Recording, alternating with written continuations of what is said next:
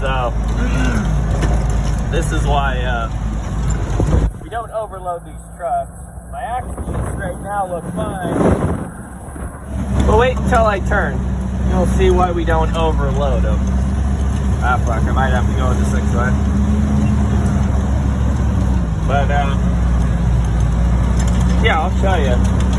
You'll almost instantly see why.